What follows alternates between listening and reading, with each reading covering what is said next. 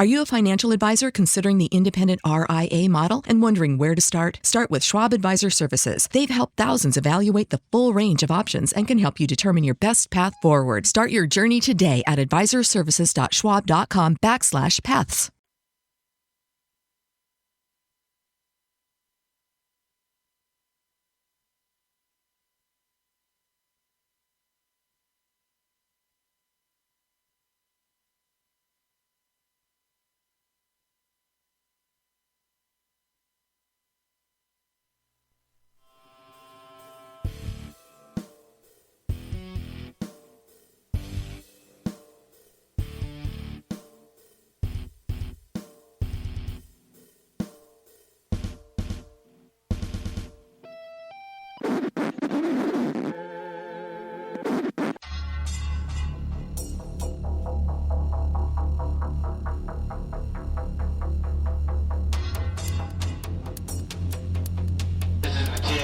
Unknown submarine contact in the vital area. Away the Nixie team away.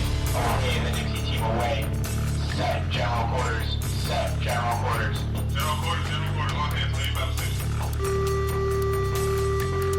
General quarters, all hands, leave battle station. Tonight, Clint and BZ are going to tear through the gristle of today's screaming headlines and rip out the sinewy tendons of truth ensconced within, all from the hoary streets of Chatronento Fornicalia, exposing the trembling toadies, the sniveling jackanapes, and the fripperous fopdoodles infesting altogether too much of this great nation of ours. Feel free, please feel free to partake of our chat room at shrmedia.com, featuring the effervescent contrarian sackheads Clint, plus the unrestrained bulbosity of the Zeppmeister, doubling your late-night conservative talk show pleasure with double the host. Some contents, by the way, may have settled during shipping. Member FDIC batteries not included. Terracross dotted line. Hecho and Mexico. Patent pending. Warranty void in Montenegro.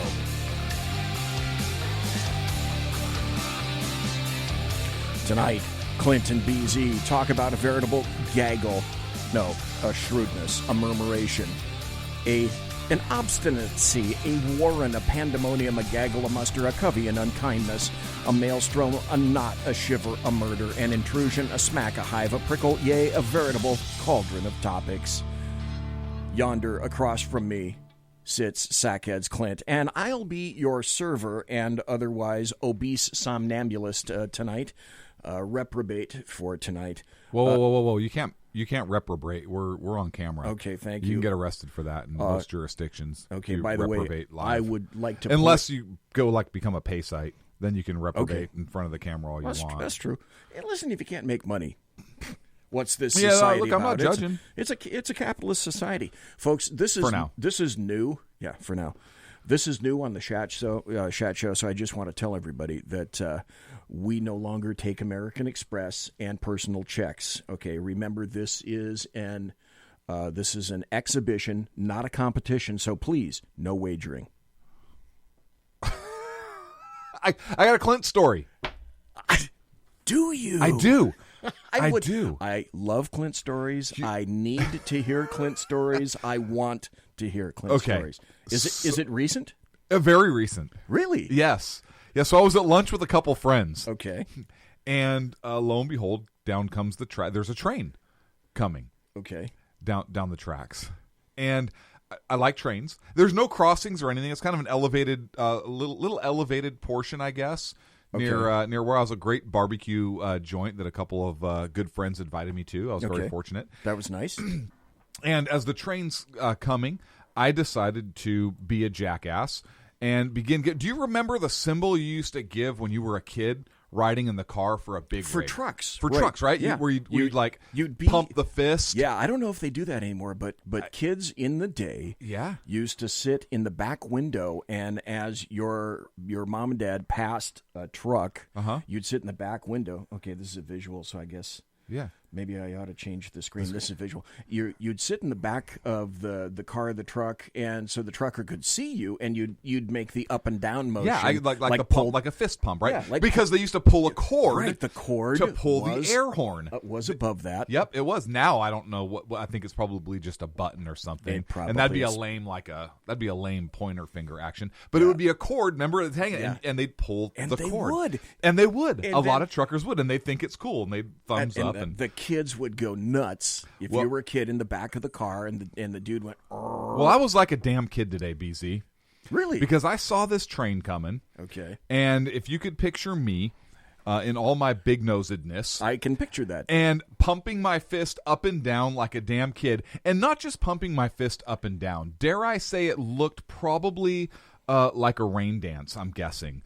Because I was also hopping up and down. You were very active. You were very motivated. And I don't know why I was so damn excited about seeing a train, because I'm a grown man, but I guess I didn't expect to see the train in this location. But it was cool. Right. And I'll be damned if he did not start blowing that damn horn in reference to my fist pumps. And I laughed and like thumbs up, and he stopped, and then I'd pump my fist again, and I'll be damned if he didn't lay on that damn train horn again. Probably pissed everybody off in the entire area, but I thought it was great. The funny thing is, I don't know if this is where you were, but in the Sacramento area. No, you can tell people that you were a witness to this. Okay. All right. But here's the difference. And here's what was cool about it is you have an adult, Clint, in a parking lot, and I'm standing there watching him, and we're watching on the train just went over an overpass, and it's elevated. It's about 20 feet above the parking lot where we're standing. And the conductor sits in a train in the locomotive on the left side, the engineer is on the right side. So we can't see the engineer, but we can see the conductor because the dude's got his window open. Yes. And so you probably were. You were probably making eyeball contact with that dude. It was great. Up in the cab. And then I'm watching him watch you, and his neck is swiveling as he's passing. So that's how I know he's fucking watching you, dude. He sees what you're doing. And so the cool thing about this is he doesn't just go, a little bit. No. He goes, And I happen to know for a fact there's no crossing ahead of there. He's doing that just because Clint wants him to. Oh, it was great. It was great. I love the hell out of that. That was so much fun. In chat, welcome to the Alaskan, welcome to Dave Milner, welcome to Kaiser, and welcome to One Viewer. One viewer.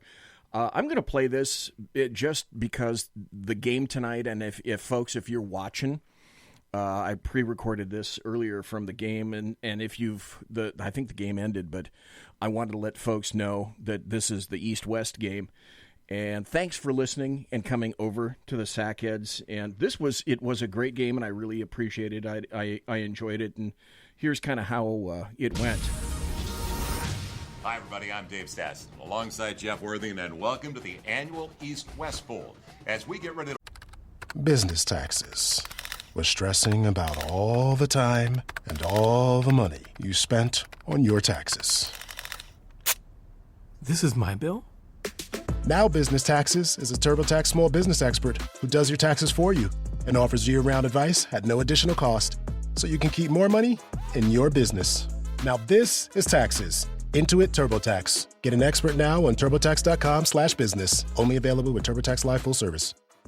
Watch some of the best college players in the nation showcase their skills in a classic showdown between East and West. And there really are some characters on this year's squads, aren't there, Jeff? That's right, Dave. It does seem like the most flamboyant personalities came to the forefront, and they are here. Let's meet the players from the East.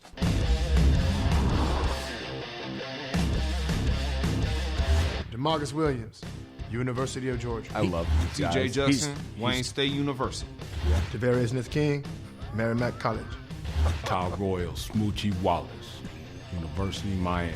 Desquarius Green Jr., University of Notre Dame. Ibrahim Moises, University of Tennessee at Chattanooga. Moises is Jack damn Marius good. Tack-Theratrix, Michigan State University. The Isaiah T. Billings Clyde, Coastal Carolina University. The Jasper Probencrux III, South Carolina State University. Leoz Maxwell Gillios, East Carolina University. Javaris and Lamar, University of Middle Tennessee. Devoyne Shower Handle, University of Southern Mississippi. Hingle McCringleberry, Penn State University.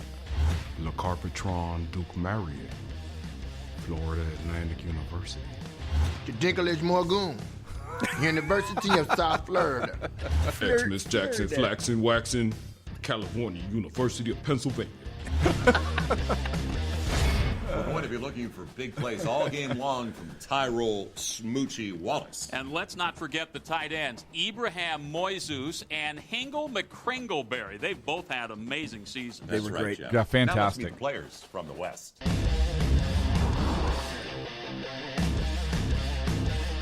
Vegetarian Jefferson, Texas A&M. The Gloucester Hot Dunkerchud, University of Wisconsin. Swerveton El Gooding Splat, Saskatchewan University. Quatchvo, San Jose State University. Ojamataz Buckshank, Stanford University. These are 12 Washing Beard, Jones College. Shakira Kwan TGIF Carter, University of Northern Arizona. X-Wayne at Aliciousness, Missouri Western State University. Sequester Grundleplith MD, Adams State. Scoys Velociraptor Malois, South Dakota State University. Damn good dude. TJ, AJ, RJ, backslashes 4th the 5th, Albion College. San Diego State University. Donkey Teeth, Boise State University. Torque. Lewis, Nevada State Penitentiary. Player formerly known as Mouse Cop, University of Missouri, Columbia. Dan Smith, BYU. Poor Dan. You can't compete with guys like that, and they field the East and the West fielded great teams. They did. So for those of you that don't know, if you've never watched Key and Peele, they're freaking hilarious. Oh, they're hilarious. Now, they're incredible. Was that from YouTube? Yeah. So there's no royalty issues there or anything like that? No, people are concerned about. You're not going to make any money on that. You're going to make money on songs, but you're not going to make any money on that. So that's what they're concerned about, the cash. The big coins. So those guys are hilarious. They have another one. Have you seen The Substitute? Oh. That's a good one. It is good. That's pretty good too. Short answer, yes. Yes, I have. Yeah, those guys skits are pretty damn good. Here's the deal. It's 12 after. And like I said, welcome to the Alaskan Dave Milner one viewer. Is somebody going out to March Madness? Are they leaving us for March Madness? I don't know. Mike was here, then Mike left. Kaiser was here, then Kaiser left. So anyway, why would Kaiser leave? have? I don't know. He's got dinner or something. Oh. We have something to talk about. Actually, it was Sackhead's Clint, and it's a fabulous idea. I made a video today. You did, and shot it out during the promos that I made for this. And let me ask you, because it's going to take a while to explain it. My guess would be it's going to chew up pretty much an entire segment. Okay. So, do you want to wait on that, or do you want to go to some of the other stuff that we could talk about, or do you want to just start on that? Because as per normal, let's go. Let's start with that at the bottom of the hour. Okay. All right. Yeah. Okay. There you go. So we can devote all the time we want to it, and we don't have to cut it off in the middle or anything like that. Yes. So, but I do want to talk. I think we have enough time to talk about the story that Reuters sat on regarding Beto O'Rourke. Oh, yeah. That he was part of. Well, they sat on this story while he was running against Ted Cruz, and so now Reuters is taking heat. Big shock. That he was part of some hacking group when he was younger. And not only part of a hacking group, and I'd heard stories about the short story that he wrote about, murdering children. before, running them down with a vehicle, and he tells it in pretty descriptive form. But now it turns out he was part of or it seems like maybe he was part of a famous group of hackers. What was it? Cult of the Dead. Cult of the Dead Cow was the name of the group. All I know is that I've got the story in front of me, so I can refer to the story. But okay. The thing I heard today about Beto O'Rourke is, I guess he eats dirt. Probably. No, he says he eats dirt. Good for him. The guy's fucking. Anyways, it's like, so what? So this group of hackers he was part of. They have been tied to different activity. Allegedly, they've stolen credit card numbers to pay for long distance telephone service and hacking into computers, copyright laws, that kind of stuff. But he was engaged in this type of behavior. But there was something else also. He wrote a story under the pseudonym, or the name was Psychedelic Warlord. And one of the stories details running children down with a vehicle. And he actually, I read it. It was very descriptive. Did you read it? Yes, it was. It was very descriptive. It was extremely descriptive. And so number one, what kind of a man is? Look, I was young once. Some people say I'm still young. Well, I act super young, immature. Anyways, you feel. But when I was younger, I never fantasized or dreamed or wrote a story about or even contemplated the murder of children. Not even never.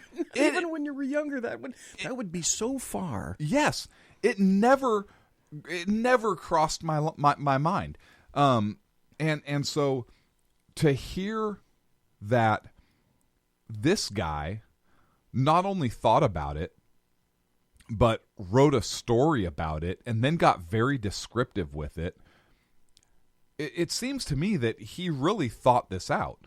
Like he really thought about it, envisioned it, what it would be like, what would the sound be like, what would it, and describing wanting to do it. And he didn't write about it in like, I don't think he wrote about it in like a third person. If I'm recalling, I think it was first person. I think it was first person. I saw some kind of a cut where he either was reading it live or he was describing it himself. So to somebody interviewing him. Look, what is the difference? Because we have in rapid mass murder attacks now, it's no longer just the gun. We have people using edged weapons, so knives, machetes, whatever it is, to commit rapid mass murder, to commit these. We had one here in California, UC Merced. Sure. Right? Terror ties, it seems like there was those undertones, if I'm remembering it right. Started an active killer attack. We've had the very first the school shooting. They had didn't they have bombs that they made? Not just guns. Oh, in Columbine? Yes, yeah, Columbine. That wasn't the first school killing, but yeah, they did. They had bombs. The one that made everything popular. The first big one, in '99, that everybody wanted to emulate. But look, this type of violence went back from I think it's the Enoch Brown schoolhouse killing. I think somebody I'm sure can check me on this. I think but it was several school children and a schoolmaster were killed in an edged weapon attack, and that was when Pennsylvania was still a colony. So this type of violence isn't new. But my point is, we have vehicles being used in attacks now, right? We saw Charleston, North Carolina. You've seen attacks in Europe with vehicles. We had a guy at the Capitol who drove a truck. Yep, up the Capitol steps. Drove a truck up the Capitol steps. Now that his motivation wasn't to necessarily kill as many people as possible. No, but he still tried to run some people over. But we're seeing these active threats now with vehicles. Oh, the guy down in Southern California killed the first 3 victims in an apartment with a knife. Then he was pissed off because he couldn't get a date from the people, so he drives to the sorority house. Active shooter attack. Attempts to run people over with his vehicle and shoot them from the car. Wow. So his daddy was a producer or a director or something like that online. So we've seen vehicles be used in these same types of attacks that we're seeing firearms be used, these rapid mass murder attacks. If Beto O'Rourke had written about shooting those two school children, or if a conservative had written about that, or if a Republican had written about running school children over, you could bet that would be all over the place. That would be all over every news outlet. That would be everywhere. And people would be, and rightfully so, people would be completely outraged. Well, these days, things are way different. That Republican or that conservative would not be able to hold office. And you know what? Rightfully so. There is no way that a Republican who wrote an article like that gets to go on and announce candidacy for president of the United States. They'd be smeared first, and rightfully so. And they would be. Would we agree on that? Somebody would go out of their way to make sure that they got doxxed as well. Would we agree? Guaranteed. And I disagree with doxing. That's bullshit. Oh, they but would we agree? They would do it. That if a Republican had written some crap like that, that they should be put on Front Street. They shouldn't be allowed to hold office, because what kind of a person thinks about that? Well, would we agree on that? Oh, yeah. The environment today has changed greatly in just 10 years in something like that, whereas before people might have gotten away with saying, well, that's just a kid. You have to ask the question, should someone running for that kind of an office be able to get away with language like that? Look, I don't think I'm careful when I say somebody should use proper language. I would say somebody running for any public office like that shouldn't write about a subject matter like that, particularly from the first person point of view, or from having a fantasy or a thought or an ideation or a fantasy or a what if. I don't think somebody with that type of outlook, I guess, or that type of somebody who's willing to delve that deep into what it would feel like to commit a murder of children, that person, in my opinion, is not of the character that needs to be the president of the United States. I mean, this isn't calling somebody a jackass. This isn't the first thing that you would want to do. My guess would be is refer them to some kind of psychiatric absolutely outreach. Yes, something like that. That's how it goes today. Under what Democrats are pushing for gun control legislation, something written like that with that type of ideology would warrant somebody a mental health evaluation. You want to talk about red flag? Yeah. He'd have his ass red flag. Yes. But could you imagine if President Trump, some writing came out like that from President Trump, people would be like, oh, we knew it. This guy is actually talking about committing that type of violence. And so the fact that Reuters sat on this, and then he was a hacker on top of it all, part of an organization that is rumored to be involved in criminal activity. I don't know if anything's ever been proven up against that organization, but the suspicion is that they're involved in criminal activity. Well, he had his little DUI. Nobody mentioned that as well. Yeah. So how is it this guy? And this guy is clearly a narcissist. Clearly, it's all about him. Let me ask you a question. Sure.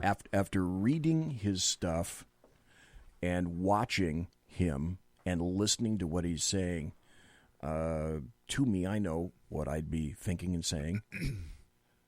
Does he not seem just fucking off to you? He's off. He seems like, so to me, he seems like a sociopath. And just when he seems like there is an emotional disconnect between the words coming out of his mouth and what's going on inside his brain. I'm not a psychologist. I'm not a doctor. These are my perceptions based upon my life experiences about the read I get from him. But as a human being, and you never lose the ability to make snap judgments about people. Oh, of course not. Yeah, I'm not saying that I don't have a basis for my opinion, because I do. and I've dealt with tons of people with issues like that. But he seems to me to have a sociopathic personality, and you take that kind of disconnect between what he's saying and what he's emoting or a lack of emote, and the words that were written when he was younger about killing children, and I think that, yeah, that's somebody who is potentially dangerous. I don't know. Has he been evaluated? Has he? And I don't know this. People talk about Trump, mentally unfit to hold office. Well, here you have a guy talking about what it would be like to murder children by running them down, and I mean, so I don't want to go too far into the intangibles about, you know, an emotional disconnect between words and what he's emoting. Okay, but I think you have. But that plays a part. I think you have a really good point, and here's why. You and I have a vast experience library, I guess you could say.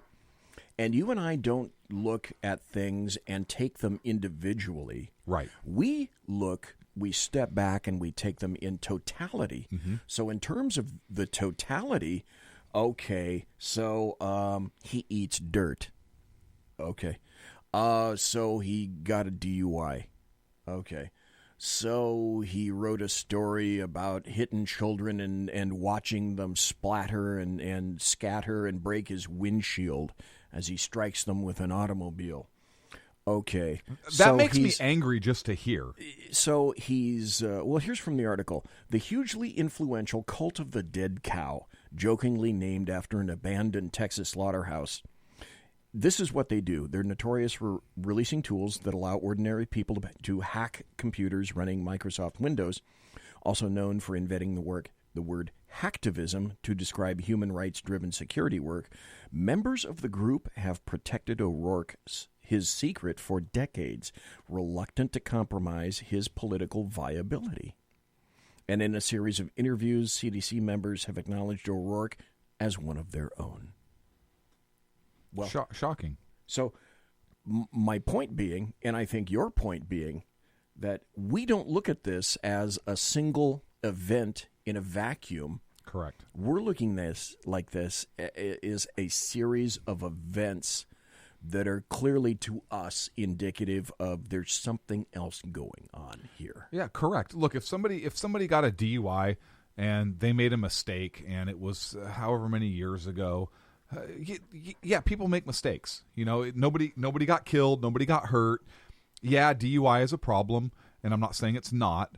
But if somebody makes an error in judgment like that, has a divorce or three, gets a DUI, okay, people are human. You know, I can get by that. Well, yeah, in terms of if somebody eats dirt, yeah, or I could get by that. Sure, isolated Y- incidents. yes, but I don't know. Even if it was just the story about murdering the kids, I don't know that I could get by that. I got angry when I got angry when I read what he wrote. It affected me negatively. Probably because of some of the stuff I've seen in my life. But that's an accurate point. That's a really good point, because you and I know that there are certain indicators that tend to lead towards certain activities if you find them and identify them early in a child's life. I'll just leave it at that. Yeah. And so I was genuinely bothered by it, and I'm not, and that's not showmanship. That's not me being melodramatic for the sake of Republicans or conservatives or to hurt his election chances. Because who the hell am I? I'm Sackhead Clint. You know, I have a voice, and that's it. But it bothered me, and so I say that as a person. So I'm very concerned about Beto O'Rourke. Because now he to me is a more serious threat than AOC. Look at all the adoration for him. Take all of it in totality, watch the people respond to him. We're not considering things in isolated incidents, and this leads us to think that this is disturbing behavior, plus it's all apparently being covered up and tamped down. It is. Think about this, and I don't. We got about a minute. Yeah, you can read into this what you will, draw your own conclusions. But I have to ask myself this question: who in history, what types of people in history, tend to be able to be are described as very likable, outgoing, charming?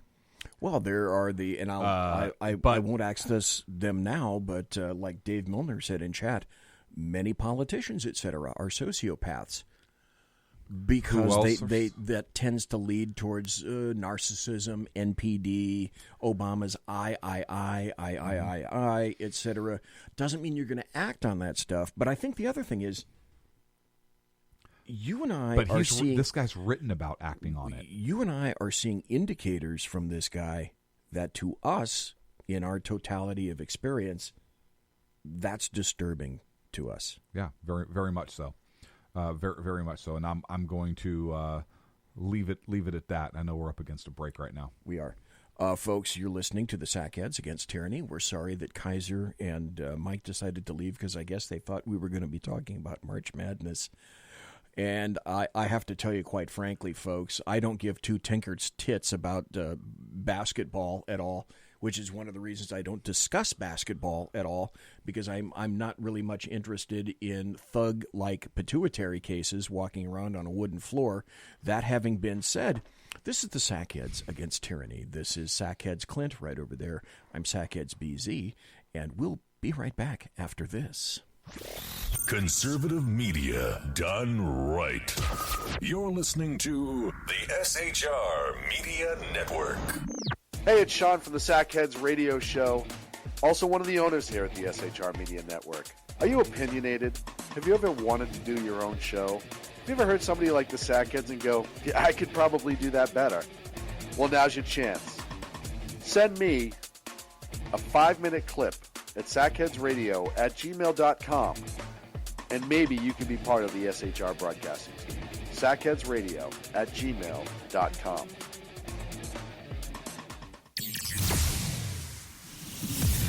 Broadcasting behind enemy lines in occupied California, a mere 2 miles from the state capital, the bloviating Zeppelin's Berserk Bobcat Saloon Radio Show can be heard every Tuesday and Thursday night at 8 p.m. Pacific and 11 p.m. Eastern, only on the SHR Media Network. Go to shrmedia.com to listen. You can also watch on the SHR Media Facebook page and the SHR Media YouTube channel. No goldfish were abused in the making of this ad. When dirty politicians, shadow governments, and deceptive Islam blind the world with fake stream media smoke, their only fear is one man with a cane. I'm Dave Milner. Join me through shrmedia.com, highplainstalkradio.com, and the Western Free Radio Network at Spreaker, YouTube, and iTunes for a different perspective weekly on the Unpleasant Blind Guy. And catch me on Jeff Mitchell's EDL Radio on blogtalkradio.com. There's no surrender ever, because truth is not always pleasant. Hey guys, it's Sackhead Clint. I'm excited to tell you about a brand new show here on the SHR Media Network. I'm teaming up with the one and only all-powerful, the bloviating Zeppelin, sitting here to my left, bringing to you a fresh new show here on the network. It's Against Tyranny, and we'll be picking up where the Sackheads left off. Excited to be with you, sir. Sackheads Against Tyranny. We're going to chat. We're going to chat Wednesday nights. Sackheads Against Tyranny. Wednesday night, 11 p.m. Oh, it's the same time, right? 11 p.m. Eastern, 8 p.m. Pacific. Same Sack time, same Sack channel. Yeah. SHRmedia.com. See what I did there?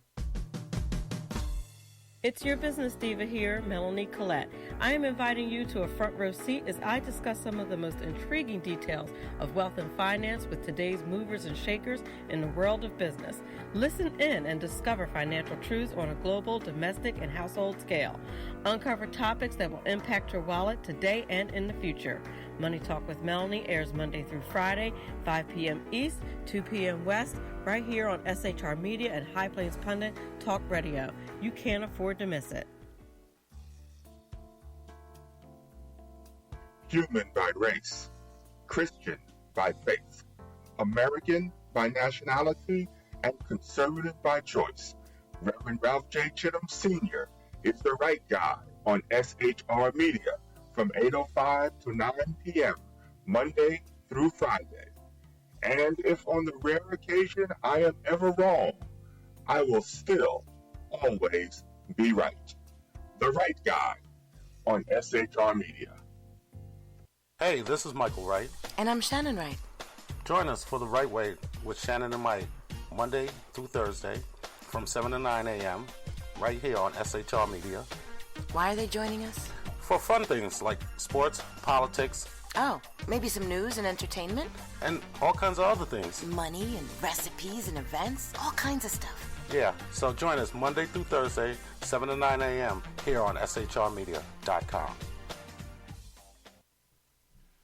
Hey, BZ. So the plan's working. You got rid of Sacco. Sean is now stepping away. I never even saw him. And I know, and insidious. You know, we talked about this for for the last 3 years, and finally coming to fruition. You know, I'm still in the room, right? It's almost like he's here still. Did you hear that? Yeah, it's kind of. It's amazing. It's kind of at you. It's kind of eerie. Kind of poltergeist. Like a poltergeisty thing. Yeah, sackheads against tyranny. You're listening to the SHR Media Network. I'm Sackheads BZ. That's Sackheads Clint right over there. You're right listening to the Sackheads Against Tyranny, otherwise known as the Shat Show. Now, if you want to, you can listen and chat at shrmedia.com. We'd like you to do that there. Or you can watch us live on the SHR Media Facebook page and watch us live on the SHR Media YouTube channel. I almost said Facebook twice. So there are 2 places to watch us and 1 place to be in just to listen through Spreaker, shrmedia.com, and you can be in, it's not a regular chat room because of the show. Right. It's the Shat Room. Yes. Because this is the Shat Show, Sackheads Against Tyranny. And thanks to the Alaskan, thanks to Dave Milner, thanks to one viewer for being in chat. We're sorry that apparently we chased Mike and Kaiser away thinking that we're going to talk about March Madness, which we don't really care about. That was just an intro kind of thing to be funny. Well, yeah. Now, we had a Clint story. We started the show off with a Clint story. It was a great Clint story. I was there, and it was a lot of fun. Harkened us back to being kids. Yes. But at lunch, and we discussed this in a fair amount of depth afterwards, where the impact kind of became more serious. You had a really interesting concept that you introduced to the 3 of us. It was you, me, and Sackhead Sean. And at the conclusion, after what you said, it took it took me by surprise. It did. You and Sean both. I also kind of think maybe it took you by surprise a little bit. I don't think that you were burbling this around in your brain for a couple of weeks. I think it just kind of came out today during lunch. And then, having said that, it took me honestly a couple of minutes to begin to process what you said. And then after all the clattering stopped in my wheelhouse, then I looked at you, I kind of rested my arm on the hood of the car and said, you might be onto something here. I think first you said something like, that's the most underhanded thing I've heard, or something of that effect. But I also said, to which Sean completely didn't want you to say. No, he didn't want me to acknowledge this. I said, that borders on brilliance. Yeah, you did. So here's, I was thinking about this for probably about a good 20 minutes before I opened my mouth. This wasn't something, you're right. This was not something. I think it just popped right into your brain. About 20 minutes previous. But that's it. Like I literally had a few minutes And because we were talking about, we talked about a bunch of stuff, but it popped into my head at some point, and we were on talking about other things, and by the time we were walking out the door. You may have been formulating it at the lunch, but you didn't drop the bomb on us until we were out in the parking lot, and then the train went by, and we had a load of laughs because of the train, and then you dropped this thing on us. So I don't even know how to tee this up. Good luck. That's why I'm throwing all this stuff. I don't even know where to begin on this. But I'll say,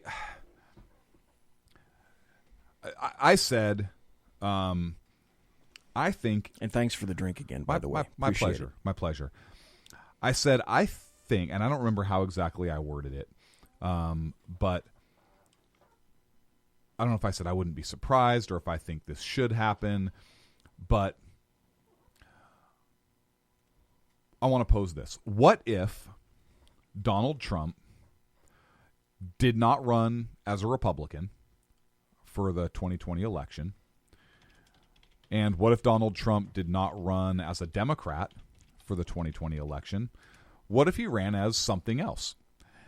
And that something else doesn't have to be like independent or anything like that. What if that something else is a federalist or a conservative or as insert term? Yeah, blue dog. Yeah, whatever party name you conjure up. Yeah, a Whig. I think Sean said that one. Bring back the Whigs. Yeah, I think federalist is great. I think federalist would be a great one. When you said that, I thought, Federalist?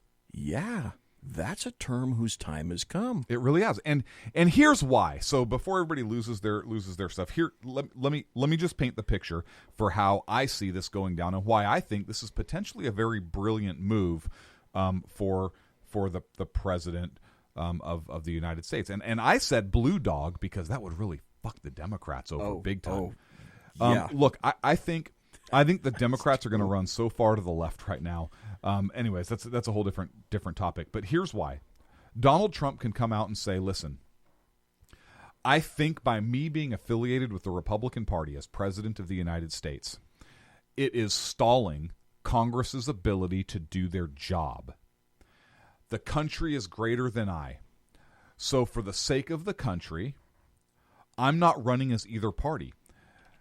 And I'm speaking as Donald Trump now. Folks, I tried working with the Democrats. I wanted to build a wall. I wanted to build a barrier. They wanted a wall. They wanted a barrier. They talked about it under President Obama. I come in and I have an R next to my name.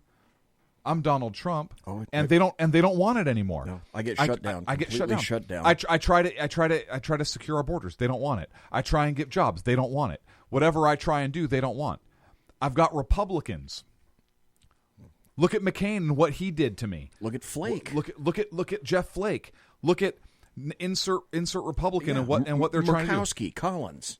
The Republican Party hasn't embraced me, and I don't want to cause a split in the Republican Party either. See, that's why I think that is so nice when you go there. So if I'm affiliated with neither party, then maybe Congress can actually come together and do their job and submit to me good legislation where I, as a president, as an independent third party, can look at this with clear eyes, much like I have been doing. I just happen to have an R next to my name, and either accept or reject the law based on the merits. And maybe they'll pass laws in good faith then, because they don't have to worry about the R next to my name.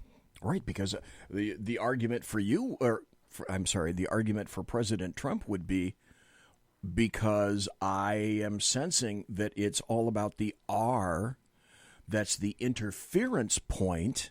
Yes. And if, for example, I had a D or something else, would I be much more palatable and acceptable to everybody else? Because it's very clear right now that the R involved, that's the sticking point right now. And here's the thing, and if Donald Trump came out and said it, and look, and if I said I have a D next to my name because I'm a blue dog Democrat, then that would alienate me from the R's. And I don't want to alienate myself from anybody. Yeah, so let's go someplace different. I want to work with everybody. I want to accomplish things to move our country forward. So I'm going to F it. I'm going to put a Federalist next to my name. And that's his campaign slogan. F it. F it. You just... I see what you did there. I see what you did there. Look, I mean, I think it would be I think it would be a very good move. President Trump, if you're listening, give me a call. I'll be more than happy to speak with you. That's right. About this idea. 1-800-SACHEADS-CLINT. I'm sure he could get my number if he really wanted it. So, look, we talked about kind of Congress, what would happen. People might still not like him personally, but in terms of having the parties up in arms against him per se, I think if he removed himself, the public. Here's my thing on this: if Congress didn't do anything at that point. Oh, and by the way, I did say that he should tap Nikki Haley as a running mate, and I've said that before. Tap Nikki Haley. I see what you mean there. No, I didn't mean like. No, I actually did not mean like that. I have a lot of respect for her. Just like I wouldn't expect him to say, "I'm going to F Nikki Haley," like meaning to make her a federalist. Federalize, right? No, I wouldn't go there. But look, if Congress didn't do anything at that point, where he says, "Hey, look, you send me the laws, I'll sign it." If Congress still hated on him for that, I think that would put even more people behind President Trump. So then the next natural question is, okay, so the Democrats are going to run against him, period, but would the Republicans run against him then?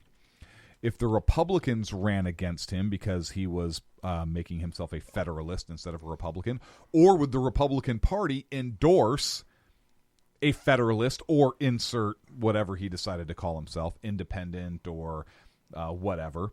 Would they endorse that, or would they run a Jeb Bush? Would Jeb Bush pull enough votes away to make it to where Trump wasn't electable, or would Trump being independent would he still have his core conservative base, his core base of supporters? I think he would. And would he pull some of those blue dog, middle-of-the-road Democrats away? See, we talked about that, and I brought up the issue of the time factor.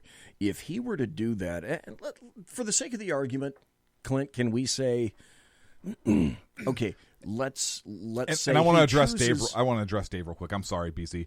I say Federalist because it kind of harkens back to the Federalist Papers, the argument for the Constitution, more so than the big government connotation that may be there today. That's the term. That's the term Federalist, and why I just kind of threw that out there. He can call himself the Pink Daisies. I don't the know. Rolling Donut Party. Oh, I would vote for that. Yeah. I actually one time thought about coming up with the Realist Party. Ooh, a Democratic Republican. That's pretty good. That's not half bad. I know. Okay, a Republicanic Democrat? Yeah. For the sake of the argument, though, let's say... I'm sorry to interrupt you, BZ. That's okay. For the sake of the argument, let's say, because we'll at least keep it consistent, let's say, okay, he chooses Federalist Party. Okay. What you and I already decided, and what I said is... Democratic, Republican, people would explode. Well... I submitted that once he made that kind of announcement, and the thing about him is that he doesn't need anyone to make that announcement except him. Yes. So he doesn't have to run it through a committee. Nope. He doesn't have to run it through a group. Nope. He doesn't have to run it through his office, a campaign, anything. He can go right to the people and make that announcement. Yes. I said that, it's 2019 right now. It's almost April. This year, 3 months have gone. Boom, like that.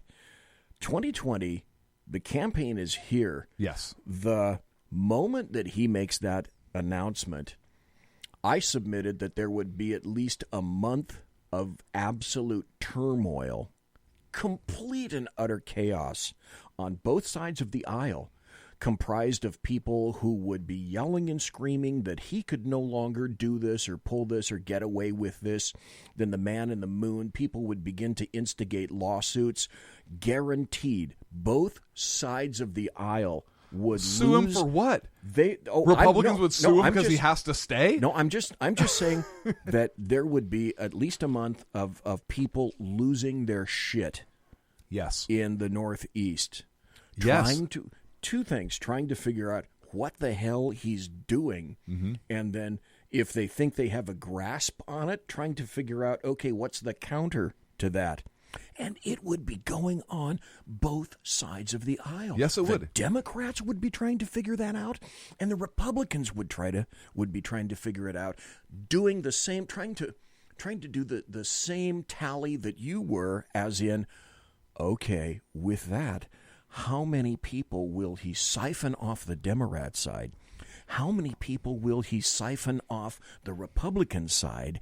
And further, how many independents would all of a sudden say something similar to, okay, I feel a lot more comfortable, wasn't really quite there when he was an R, didn't like what the D's are doing, not really having a good time about watching how far left the D's are going these days. I could find myself wrapping my head, however, around this party because I like what he's been doing, and now at this point, dude's got a track record. Yes, and now we don't have a two-party system anymore. No, because now George Washington warned us against political parties, but now, and here's the thing: I think Trump would take Ohio, Michigan, Wisconsin. What do we know about Ohio? The Democrats already pulled out of there. That's right. Democrats already pulled out of there. Look, and Trump has brought jobs back to those areas, and these are blue-collar, unionized, blue dog Democrats who I think voted for Trump in 2016, who I think would vote for Trump again, particularly if he didn't have that R behind his name.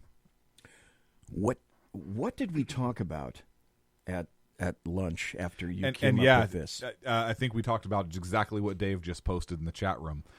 We talked about him doing it late enough in the game to where the Republicans couldn't fund or put up a challenger against him. No, in time. And Dave just made that point. And you think about that. Who just recently threw his hat in the ring on the Republican side? Oh, my God. Will anyone vote for another Bush again?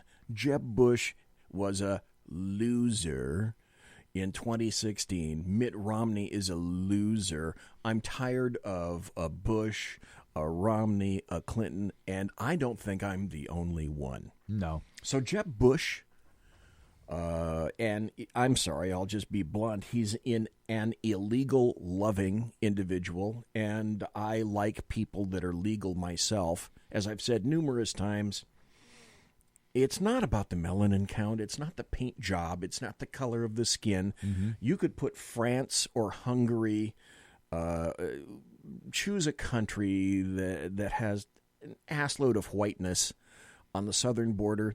I don't want those cockbites getting in here either. Do it right. Yes. We're a nation of laws run by the rule of law, and it's our damn country, not yours. Yes. And people are trying to make it all about the paint job, which it isn't. Nope. So, Jeb Bush... It's about the 14th Amendment. There's no equal protection under the law. No. Some people are allowed to violate, and some people are not. Well, and the other thing is that we sat down, or excuse me, we were standing all around the hood of the car, and we were asking ourselves, okay, postulate this. Why now are the Democrats going for reparations? And this was your answer. You said, because they don't have anything else. Those are the people that they think that they're losing. And they are. And I said, yes, they are. Because then we talked about, I interviewed Brandon Straka about a week ago, the walk-away movement, the Blexit movement. You brought up another movement, too. I wish I could find it.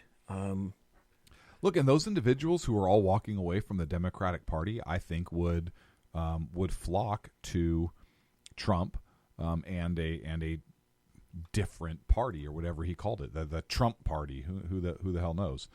Okay, here's a story. This is what I wanted to refer to, and I put this up in my social feed.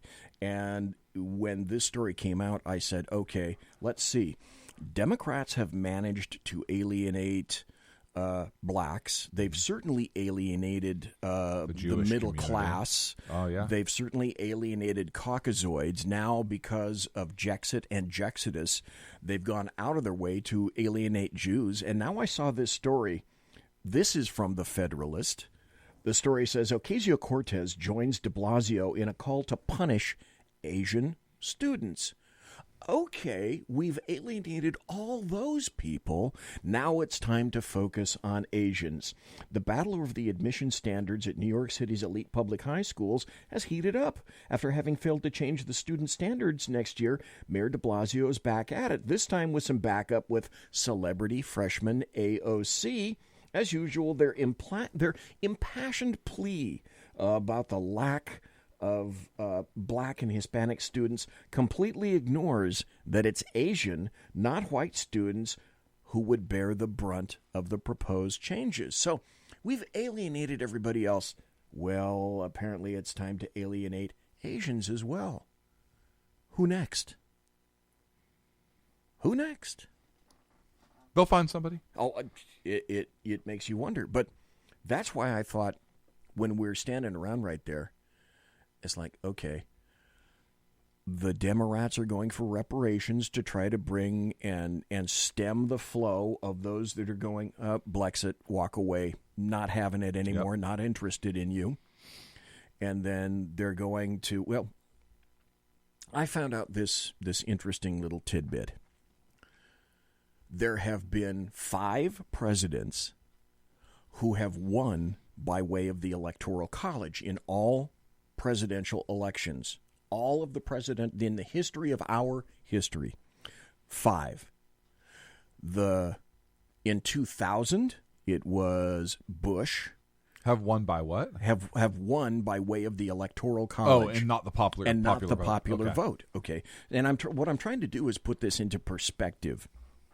So, because we've had 5 presidents who've won by the Electoral College, not by the popular vote, now it's time to kill the Electoral College, because clearly the overabundance of the abrogation of how we got people in there wrongly is by the Electoral College instead of the popular vote. And the reason I say that is, 2000 Bush didn't like him, so now we have to change the system. 2016 Trump, now we really have to change the system. Plus, we have to judge stack, we have to court stack 9 justices. That's not enough. Now we need 15. Why? A simple answer. Why is all of this occurring? It's very simple. Because if they can't win, if they They can't didn't win win. by the rules, they change the rules. Yeah, change the rules, move the goalpost, etc. And this is can you see this, Clint, as anything but just a naked ass power grab? No, not at all. But I want to get back to Trump and the party thing. What are the chances he'll do it? Should he do it? Well, number 1, 2 very good questions. Can he win if he does it? Number 2, and what are the chances he'd do it? Number 3. Number 1, can he do it? Yes. I am familiar with no. Should he do it? It was a should he do Was it, it not should? a can't. Yeah, should he do it? Should he do it? Can he win if he does it? Or actually, let me raise, would he have a greater chance of winning if he does it or if he doesn't do it? And then third, what are the chances he'll actually listen to us and do it? Because right now, somebody at the White House is writing this shit down saying, oh, my God, this is brilliant. Okay. And I have more to say on this subject, so if anybody's listening in the Trump administration, give me a call. Yeah, and that's right. We'll talk about this. 1-800-SACHEADS, Clint. We'll talk. You can get my number, I'm sure, from somebody. Just okay, the first question. Find out who I am. Should he do it?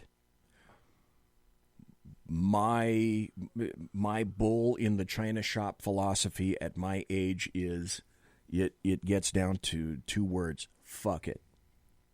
I've seen decades of all sorts of crap pulled, and now the Democrats are pulling all of this. So you're saying he should do it. And at this point, gloves off, we already see what he's done. He's done an incredible amount of things for this country. He has. That he promised he would do. Yes, he has. And he's been one of the better presidents of taking care of his campaign promises. And the American country. And the American people. Yes. We're going to have to go to a break. Well, hang on. You got a second. So you said he should do it. Can he win if he does it? That's the big question. Do you think he can win if he does it? I'd like to think he could, if for no other reason than there would be such a great amount of time spent trying to formulate a response, a good, cogent strategy, and the proper tactics to do that, that I think that just in and of itself could be a real spoiler for 2020. Greater chance to win that way or without doing it? I'd like to, number one, you know me, I'd like to see that happen. I know. I really would like to see that happen. I know. I would too. I think it'd be the first time in history. Chances he'd do it. Give me an odds. Give me odds. Give me Vegas odds. I know you're not Vegas, and this really has no bearing on Vegas odds. Okay, if someone somehow managed to get to him and make some kind of a presentation to him in depth, privately, and explain the vast array of options and choices that he would have politically, and I think that would appeal to him, all the routes and places that he could go with this. Yeah. If someone could cogently set this down in front of him, I think he would give it a very serious consideration. I think he would too. I really do. I do. But it would take the right person in the right situation in the right time with a certain amount of people not surrounding him who would instantly, and I have no idea what's happening in the Oval Office, but I should imagine there are probably some people in there who are underminers themselves who would say, don't even give an audience to these people. I heard about what they're trying to propose to you, and you don't want to listen to this at all. If you could somehow get past the appropriate gatekeepers, I'd say that's a possibility. I think there's somebody in there who would listen to this and be like, oh, I got to freaking talk to him about this. I would submit yes. We're going to continue talking about this. Oh, you want to continue talking about it? Oh, hell yes. No, let's not stop now. We're going to take a break. We're going to come back because I think there are some more things to be discussed about this. Okay. There's tons of other stories, and I think they're going to keep. Okay. But I think this is a really unique idea. Only here. It's just only here. Only here on the Chat Show. Out of the brain of Sackheads Clint, augmented by the bulbous BZ. We're going to hit a break, and we're going to be right back. And we're not going to stop. We're going to continue to talk about this, and we'll kind of word salad it a little bit further. You're listening, I should say, to Sackheads BZ and Sackheads Clint. This is the Chat Show, the Sackheads Against Tyranny. Conservative media done right. You're listening to the SHR Media Network. Hey, it's Sean from the Sackheads Radio Show. Also one of the owners here at the SHR Media Network. Are you opinionated? Have you ever wanted to do your own show? Have you ever heard somebody like the Sackheads and go, yeah, I could probably do that better? Well, now's your chance. Send me a 5-minute clip at sackheadsradio@gmail.com, and maybe you can be part of the SHR broadcasting team. sackheadsradio@gmail.com.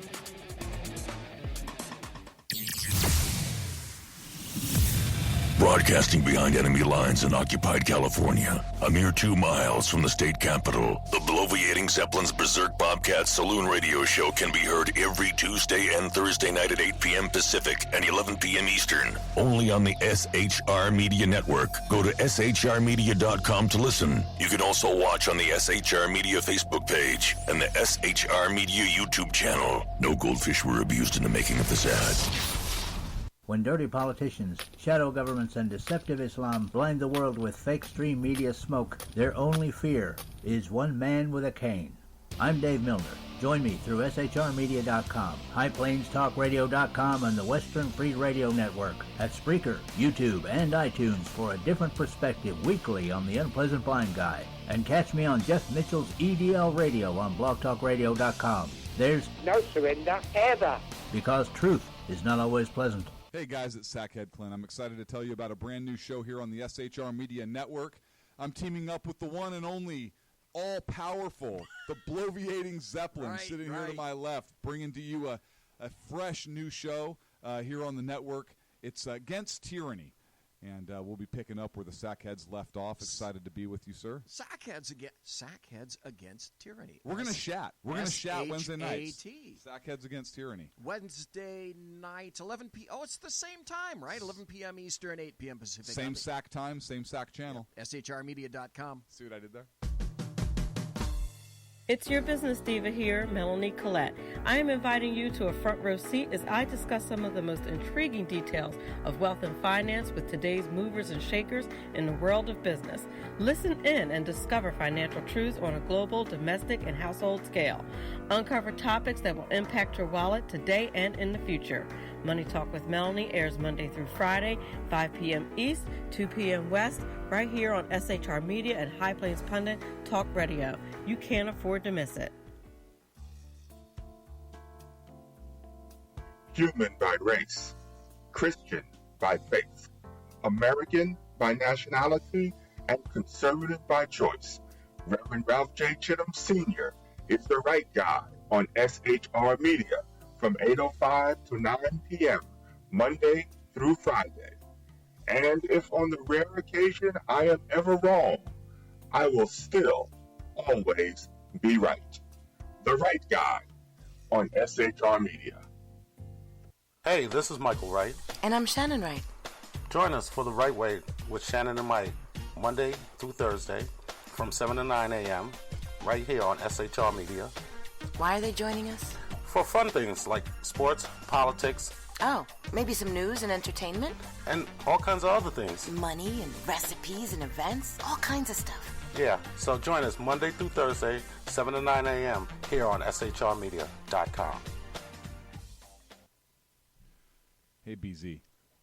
So the plan's working. You got rid of Sacco. Sean is now stepping away. I never even saw him. And I know, and insidious. You know, we talked about this for for the last 3 years, and finally coming to fruition. You know I'm still in the room, right? It's almost like he's here still. Did you hear that? Yeah, it's kind of. It's amazing. It's kind of at you. It's kind of eerie. Kind of a poltergeist. Like a poltergeisty thing. Yeah, Sackheads Against Tyranny. You're listening to the SHR Media Network.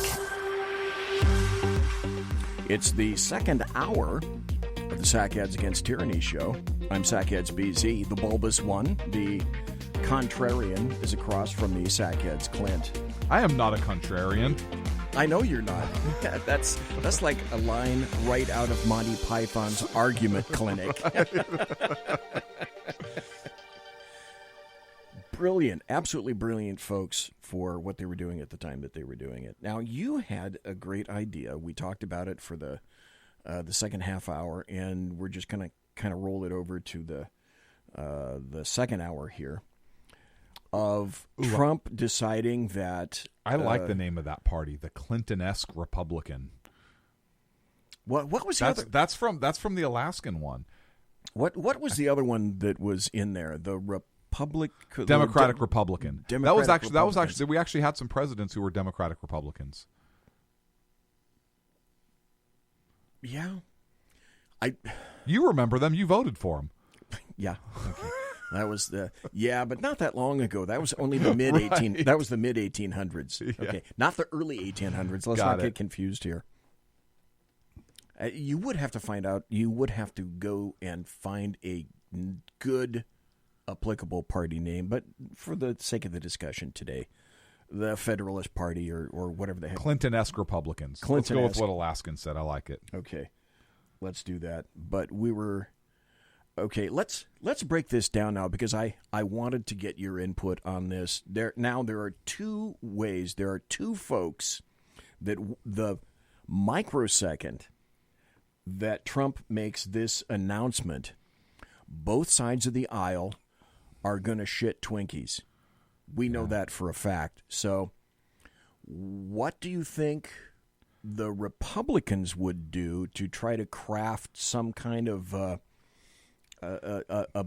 battle strategy for this? And if they're crafting a battle strategy and they don't have long to do it, who would they get? Who would they have to embrace? So first, Jefferson to win. Jefferson, Madison, James Monroe, and John Quincy Adams were all Democratic Republicans. Just saying. Oh, okay. So I think that if Trump were to do this, first the Republicans, what would they do and how would they do it?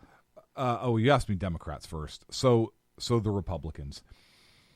I think that here's what I honestly think would happen. I think that each party would try and paint him as still being a Republican because there's nothing else they could do about it. I think the Republican Party would say, yes, he says he's leaving, but he's done all these things that are Republican principles, and he's really one of us, so we're going to support him. And I think the Democrats would say, oh, this is just a gimmick. He's still a Republican. Don't let him fool you. And I think Trump would sit back saying, whoa. You didn't like the fact that I was a Republican, and now you're telling me I have to be a Republican. And you Republicans, you didn't like it when I was a Republican, and now you're asking me out to the party? Yeah, you didn't embrace me. It's like when your ex breaks up with you and you're like, no. I want to marry you. You can't have it both ways. Right.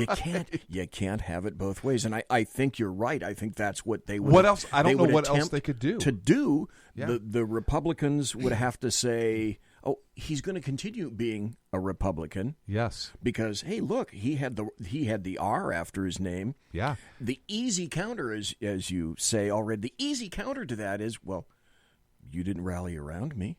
I tried to give you the ability to run with me. To be a fellow Republican, because that's how I threw my hat in the ring. Yeah. As a Republican, you didn't like that. And he's got the perfect excuse right now, because he could say, listen, Senator John McCain, a Republican, hand-delivered the Steele dossier over to the FBI. Right. And trying to undermine my candidacy. In an attempt, naked attempt to blow me up. John McCain, a Republican, hand-delivered so clearly, and he was a senior Republican, clearly the party doesn't... The party used to rally around him, sure. Yeah, I think it would be a brilliant move on his part. I really do, if for nothing else than just to fuck with everybody.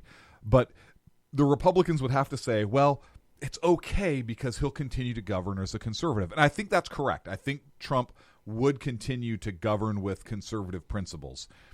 But I think it would free him up from having to feel like, not that he does anyways, but having to feel like he owes the party something. Right, and the other thing I think is he wouldn't feel, not that he necessarily feels so much right now, but yeah, I was thinking more like he wouldn't feel anchored. Yes. He wouldn't feel obligated quite so much. Yeah.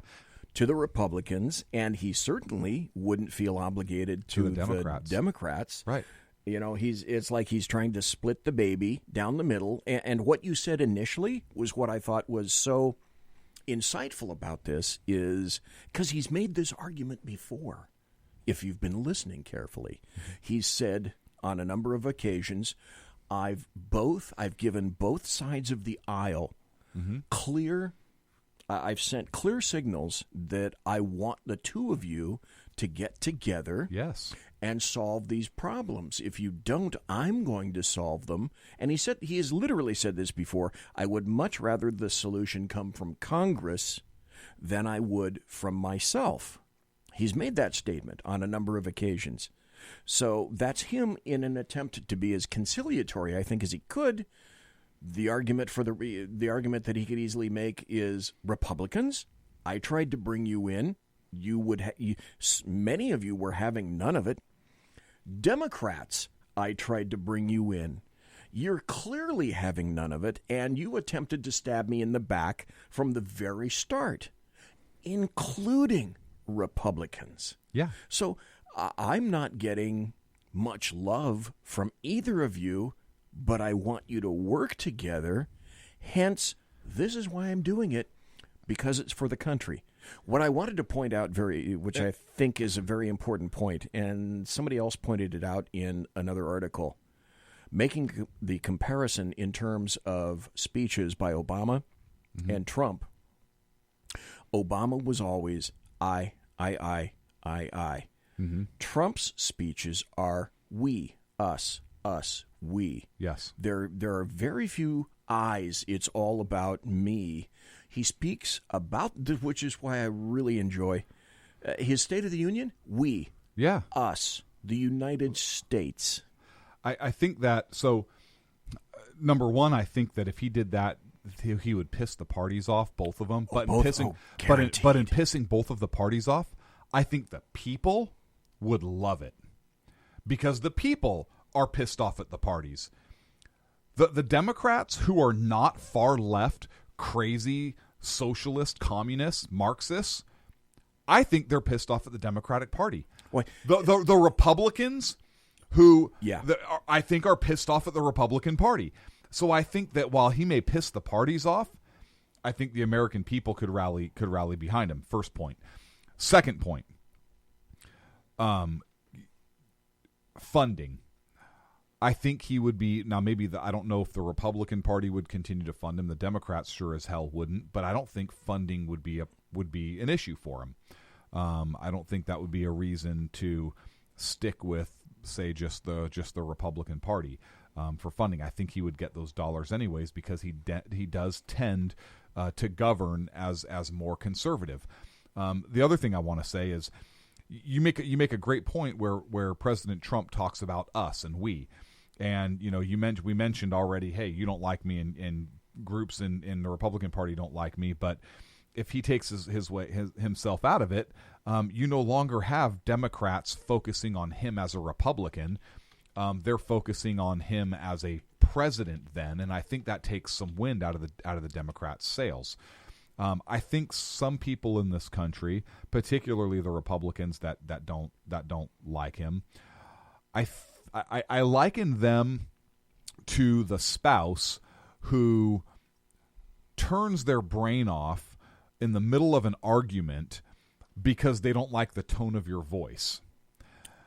Okay. All right. Right? Okay. A spouse could be making, my wife could be making a solid point, have a legitimate point, a great perspective, and if she says it in a certain tone, click, I may just turn her off and get a glazed look on my face and think about the next bottle of bourbon I'm going to drink. Right? Happened before and happen again. And I know the reverse is true. If I may have a legitimate point to make in a discussion, and if I talk a certain way or get a certain tone, I know that at some point she will just, like you say, click, tune out and turn me off. And it doesn't matter what I could say the most brilliant thing in the world, and all she hears is blah, blah, blah, blah, blah, because she's pissed off because she doesn't like my tone. Right. And that's human nature. I think people in America, particularly the Billy Crystals, for example, the people that have said they tend to be more conservative, they don't like Trump because they don't like his tone. They don't like what he says. They don't like, not necessarily his policies. How could Billy Crystal or any Democrat argue with the lowest unemployment rate of minority groups in insert? Yes, but they don't want to go there. They don't want that. But why is that? That to be the issue. The issue needs to be him, because we cannot brook success. Yes. So every attack must be personally, ad hominem, etc. Right. But Billy Crystal, who bills himself as a thinker, as a conservative thinker, right? How is it he can't look at that as a logical individual and draw those conclusions himself? It's because he's so blinded by, in my opinion, by Trump's tone that he's like the spouse that just doesn't want to hear it. Yes, he's boy, this opens up a whole bunch of doors and so many things I'm thinking of at once. Let me ask this question. Oh, well, because of that, Dave, don't you suspect that because the Democrat Party right now is so incredibly self-censoring and so oppressive, don't you think that there really are a fairly decent contingent of Democrats who don't feel hard left, but they're not going to come out and say it, and they think they're a worm riding on top of a razor blade, and they don't want to get cut? I do. I really do. And because I think that we're so ingrained in this country, and we've talked about this before, to vote for the letter next to the name as opposed to the person who's running, that they kind of hold their nose and punch the ballot. I think if Trump eliminates that from the equation, it opens up a whole new, it's like, I honestly think it would free up so many, intellectually, it would free up so many Americans who are like, oh, fuck, I'm sick of this party. I'm sick of this party. All I ever hear is I have a choice between a Republican or I have a choice between a Democrat. And I don't want to choose this Republican, i.e. Trump, and I don't want to choose this Democrat, i.e. Kamala Harris. And so what choice do I really have? I think if Trump did this, it would almost be like a breath of fresh air where people could kind of like, oh my gosh, wait a second. I don't have to vote for the R. You could be right. I don't have to vote for the D. I don't want to vote for the D because I'm not a socialist. There could be a national deflation of stress of people worried about so many fingers pointing everywhere at so many people. I don't want to vote for the R, the party of old white men and who just like oh, wait a second. He's not. Oh. Okay, so let me ask a series of what I consider to be very fundamental questions. The first question to you... I can't believe we're talking this long on this topic. I think this, when you said that, it led to so many areas, and that's why I wanted to continue this. This is all freestyle, folks. This was completely we didn't plan on talking all show about this. Just so you guys know, we had this was not planned out of other topics that we were going to discuss, and this has taken on sort of a life of its own. But let me ask you, the chat show freestyle, yeah, baby. That's right. Listen, we are working without a net right here. We really are. We are working without a net. We may fall on our faces, but damn it, we're going to look good doing it. That's right. We're going to make a big-ass splat. Let me ask you this question because I think it's fundamental. Sure. The people that voted for Trump in 2016, no matter the letter behind their name, would he have the same people voting for him in 2020? In other words, that cadre of people that went 2016 on him, would they go 2020 with him too?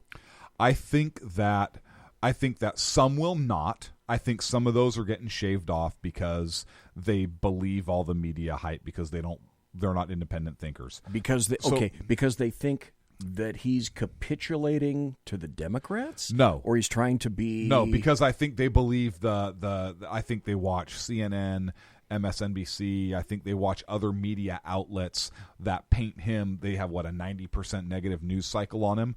I think that people just believe over time the negative media and they vote in... They get their news in snapshots as opposed to in-depth article reading. Oh yeah, so and I think those people will shave off votes. However, I think he's going to pick up more votes than he's going to lose because I think there were people that voted for Hillary Clinton that would be more amenable to him now. Yes, and the reason is I think those are your blue-collar, union, working-class individuals who didn't see their job go overseas, who saw a new factory open up or a new assembly plant open up. And they're so used to voting Democrat that they voted Democrat, and I think they're going to switch to Trump because the bottom line is in those swing states, people are seeing more money in their paychecks, and they're seeing their job, or they got a new job. Our unemployment rate is the lowest now in how long, including minority groups. That I think when close to 50 years. I think when it comes time for re-election, people are going to look at that and say, you know what? 4 years ago, I didn't have a job. 4 years ago, I was working 2 jobs, and now I have a decent paying job at a factory with benefits for my family. I have more money in my paycheck because of this president. And unless you're in California and New York, which he's not going to win anyways, except in California and New York, when that new tax thing, that new federal tax law hurt us because of the cap on state tax deduction, I think that everybody else is going to say, yeah, I actually got more money back. The economy's doing good. My personal situation is better. My pay is increased. How do I not vote for this guy? If people don't like him, I don't care because my family's doing better. And I really think that's the case. Okay, so I think that the votes that he's lost, I think are going to be more than made up for, and I think he's going to win bigger in 2020 than he did in 2016. Okay, so what you're saying is the theory being Democrats who felt that obligation, like, I don't know, maybe union members of some sort. Yes. Democrats who felt the obligation to go straight D, but they realize the fact that he's done so much for them and so much for the people of America that they don't feel that pressure. They don't feel like they're under the thumb to continue to go with Democrat. As far as I'm concerned, that would be a big pressure relief valve. Yes. And I could see people feeling, I can let my hair down a little bit. I can relax a little bit. I don't feel like I'm quite so much under the gun to the point where I would begin to feel comfortable for voting for him in that situation. Yeah. And now I don't have that R that's been so ingrained in me for the last 20 years of my union membership and the union meetings and the union posters. I don't have 10, 15, 20 years of don't vote for the Republican beating in me because Trump's no longer a Republican. We have 4 more minutes before the bottom of the hour. Do you want to just take a break now and then just power on through? Do you want to stay on this topic? Oh, hell yes. And okay. And the reason that I want the chat room wants us to. The reason that I want to is I made mention of this, although I did not play it, and I made mention of this in the lunch today. And that's a video, a documentary came out from KOMO TV recently, and that's from Seattle. And I watched this thing. It's an hour. And the reason I'd like to play some of the audio, obviously we don't have time to play it, but a fraction of this, just the introduction. Does it tie into what we're talking about? Yes, it does. Really? And So this wasn't my original idea? I'm going to link this all up because I thought I had an original idea. Because you did. Oh. But I'm about to say, I'm going to illustrate when we come back, is there's another factor coming into play that I think Trump could take great advantage of that doesn't play well for the Democrats and the leftists and the American media maggots. Now, that having been said, we are going to take about three-minute break a little bit early because this is going to be the final segment coming up. Mm-hmm. So, yeah, let's take a break, come back, and I'd like to introduce this video with great audio. And I think you're going to pick up, and folks that are watching and listening right now, I think you're going to understand the point that I'm going to be making, but I'll go ahead and verbally make it anyway. This is an element that I think could feed into a double presidency for Trump that a lot of people haven't thought about. But, man, it's on the serious forefront right now. And at this point, you're probably thinking, BZ, what the hell? You'll understand when we come back. Conservative media done right. You're listening to the SHR Media Network. Hey, this is Michael Wright. And I'm Shannon Wright. Join us for The Right Way with Shannon and Mike, Monday through Thursday from 7 to 9 a.m. right here on SHR Media. Why are they joining us? For fun things like sports, politics, Oh, maybe some news and entertainment? And all kinds of other things. Money and recipes and events, all kinds of stuff. Yeah, so join us Monday through Thursday, 7 to 9 a.m. here on shrmedia.com.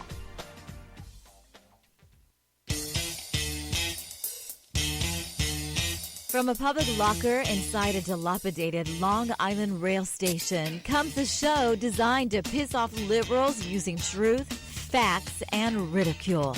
The Lid Radio Show, featuring the conservative voice from the People's Republic of New York, the Lid himself, Jeff Dunitz.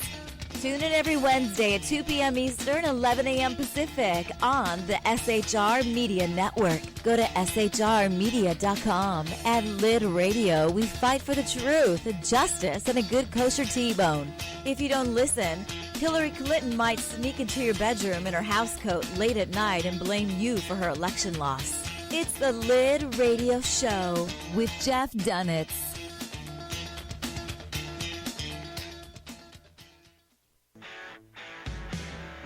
Hey girls, Carry Girl Gear is here. More and more women every day are concealed carrying, participating in competitive shooting, and getting firearms training. It's not a boys' club anymore, and we don't have to shop in their stores anymore either. Finally, a cool and unique clothing line just for women. Dope tees and hats for the patriotic, concealed carry, and 2A girl. So what are you waiting for? Go check out carrygirlgear.com today. It's your business diva here, Melanie Collette. I am inviting you to a front row seat as I discuss some of the most intriguing details of wealth and finance with today's movers and shakers in the world of business. Listen in and discover financial truths on a global, domestic, and household scale. Uncover topics that will impact your wallet today and in the future. Money Talk with Melanie airs Monday through Friday, 5 p.m. East, 2 p.m. West, right here on SHR Media and High Plains Pundit Talk Radio. You can't afford to miss it.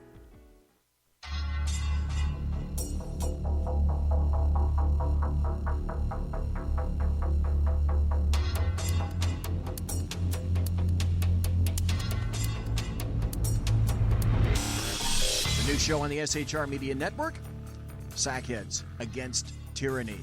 On shrmedia.com. Go there quick like a bunny, 11 p.m. Eastern, 8 p.m. Pacific every Wednesday. Live and direct on the SHR Media Network. shrmedia.com. Be there.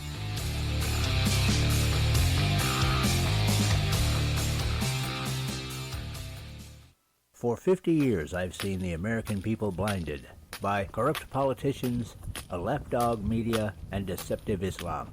The one thing the elites fear is one man with a cane. I'm Dave Milner. Join me through Spreaker, iTunes, and SoundCloud, through SHR Media and the Western Free Radio Network, for half a century of experienced perspective on political and social issues, weekly on The Unpleasant Blind Guy. And catch me on Jeff Mitchell's EDL Radio on blogtalkradio.com. There's no surrender, ever. Because truth is not always pleasant. Broadcasting behind enemy lines in occupied California, a mere 2 miles from the state capitol, the bloviating Zeppelin's Berserk Bobcat Saloon Radio Show can be heard every Tuesday and Thursday night at 8 p.m. Pacific and 11 p.m. Eastern, only on the SHR Media Network. Go to shrmedia.com to listen. You can also watch on the SHR Media Facebook page and the SHR Media YouTube channel. No goldfish were abused in the making of this ad. Conservative media done right. You're listening to the SHR Media Network. Ladies and gentlemen, boys and girls, children of all ages, this is the final segment of the Sackheads Against Tyranny show. The Chat Show, it is a real chat show. And we have folks in a real chat room. Still got the Alaskan, still got Dave Milner, still got one viewer. Sad to see Kaiser and Mike bow out, but I think they were actually thinking that these dummies were going to talk basketball, which is one thing we don't do. Did they really think we were going to talk basketball? That's what Dave was saying in chat, is they thought we're going to be talking nothing but March Madness. I guess they didn't quite understand or grok the concept that the joke. The thing was, number one, we're talking about football at the beginning, and number two, that was a Key and Peele thing that apparently they haven't heard before, which I still think is funny as hell. Oh, yes. Those guys are hilarious. And individually, they're both taking off. Their careers are really taking off. Peele is a director now. Good for him. A big-time director. Okay, what I wanted to do is I wanted to play the beginning of a 1 hour, and obviously I can't get away with playing much of it because we've only got about 25 minutes left. But I want to give you the first 2, 3, 4 maybe minutes of this thing to give you a feel and a sense of it. And I'm going to give credit where credit is due. This is from a KOMO, K-O-M-O TV news special, and it's called Seattle is Dying. And once you hear this and you get the gist of what it's about, I think you're going to understand how this is, I believe, going to play a really big part in 2020. So let's start this and listen. And the fact that this came out of Seattle, considering the temper of the times in Seattle, I think just the existence of this says a great deal about what's going on in Seattle. And then you do the logical extension.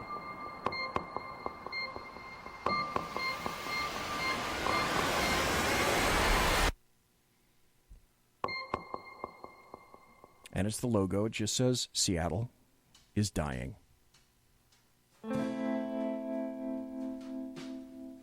Homeless dude. Close Let me up. ask you something. What if Seattle is dying and we don't even know it? This story is about a seething, simmering anger that is now boiling over into outrage. It is about people who have felt compassion, yes, but who no longer feel safe, no longer feel like they are heard, no longer feel protected.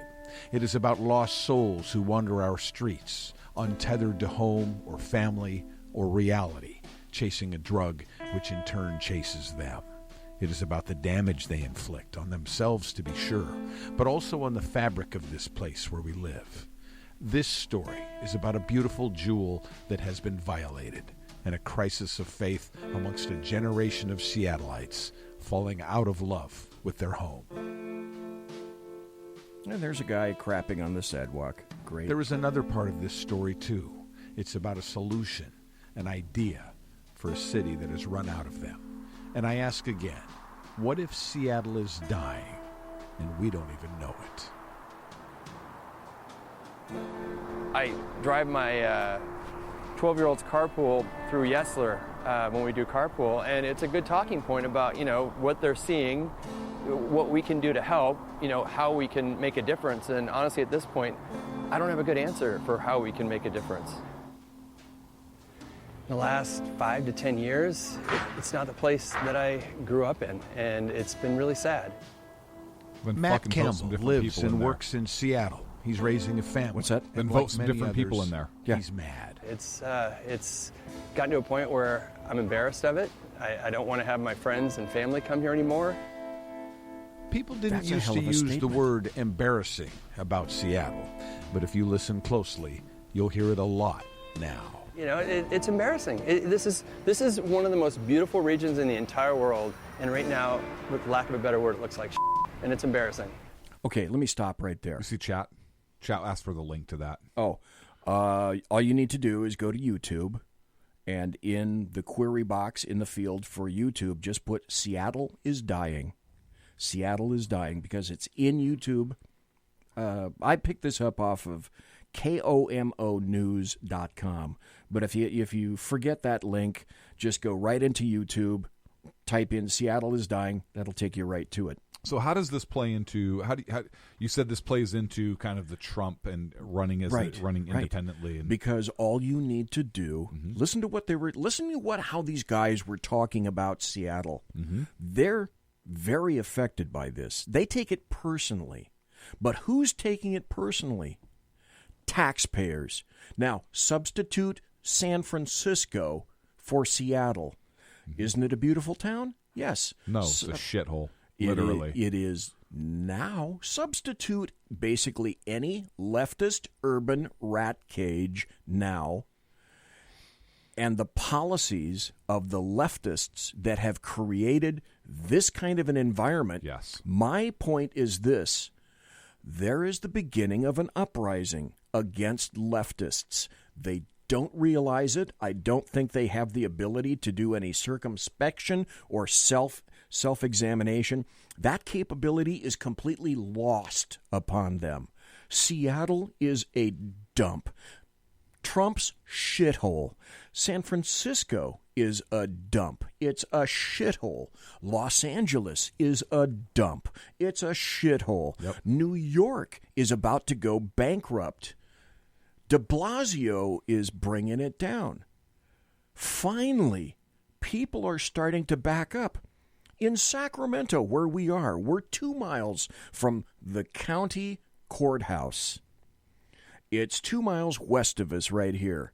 The county courthouse is filled with homeless people that the city, because the county courthouse is in the city has allowed these people to absolutely explode.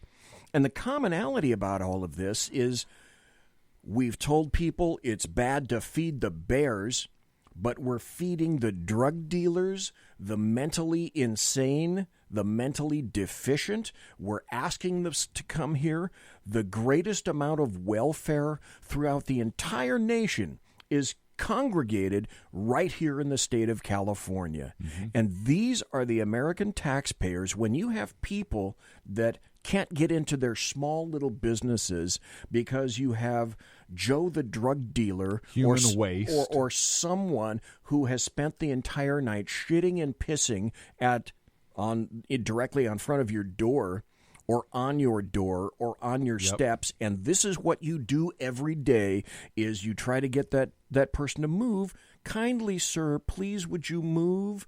And the person has fought you before, or you've called the police. In this documentary, what they've said is, in these situations, we've called 911. They go to a meeting of the board of the city of Seattle, the mayor, all the various council members, and they say, we have entreated you for years to do something about this. And you in this meeting, you just told us, call 911.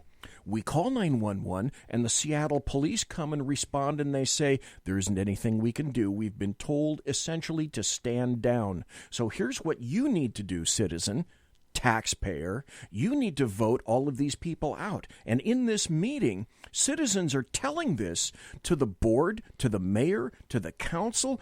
The police are telling us to vote you out because they're saying our hands are manacled with our own handcuffs. We can't do anything about this. There's another person in this documentary who was a police officer, who was a friend to all of these people, who had finally gotten to the point after 20 years of putting up with this crap where he said, I'm done. I'm done. I'm done with this. I don't see myself making a difference anymore, and when I'm not making a difference, I finally realize that it's time to leave. Now, the dovetailing of all of this is, if this is happening in Seattle, then you know that people in the city of Sacramento are starting to think the same thing. Why is the police department allowing vandals to key our cars? I don't think they're there yet. They may not be there, but some people are thinking this. Well, what I'm saying is this. I believe this is an emerging amount of pushback. It's in Seattle. I think it's in Los Angeles. I think it's in San Diego. I think it's in some of the surrounding cities. Oakland. Riverside, Oakland, San Francisco, where people who are paying taxes are saying, what are the results? What are we seeing? You're paying more for the cleanup of shit and piss than you are if somehow you were able to get housing for these people or to take care of their genetic problems, their mental deficiencies, their drug habits, etc., that you're enabling. Have you seen, and I bet you have, Clint, have you seen the video of an average citizen walking down an extended hallway in the BART area in San Francisco, where that hallway is littered with human refuse, with needles sticking out of their arms, some of them standing vertically on the nod in puddles of piss and shit, syringes littered everywhere, and there are people in this video that are saying, I can't have my children here. I can't have my future here. I can't take my children out anymore.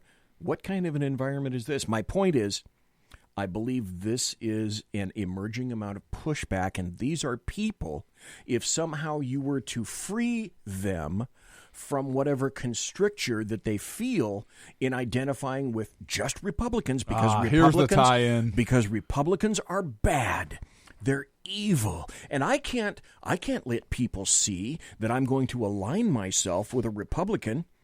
And because this is all Democrat created, I can no longer embrace them anymore. Give me an outlet. Give me a chance. Give me an ability to feel more comfortable going with this. I think you could take advantage of this. I think so too.